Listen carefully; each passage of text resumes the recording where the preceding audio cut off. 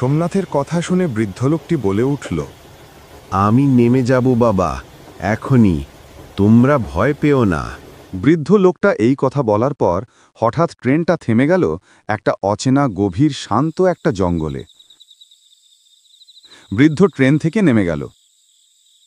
পেছনে পেছনে সোমনাথ আর রাতুলও নামল, এটা দেখার জন্য যে আসলে রহস্যটা কি, কেন বৃদ্ধের নেমে যাবার কথা বলার সাথে সাথে ট্রেনটা এই গহীন জঙ্গলে থেমে গেল। রাতুল আর সোমনাথ ট্রেন থেকে নামার পরেই দেখল বৃদ্ধ কেমন যেন ধীরে ধীরে মিলিয়ে গেল। আবার তাদের পেছনে যে ট্রেনটা ছিল সেটাও আর নেই। গহীন জঙ্গলের নিস্তব্ধতা আর তাদের সাথে ঘটে যাওয়া এই ঘটনা তাদের একদম বাকরুদ্ধ করে দিয়েছে। ঠিক এই সময়ে সোমনাথের মোবাইল ফোনে একটা মেসেজ আসলো। মেসেজটা ছিল,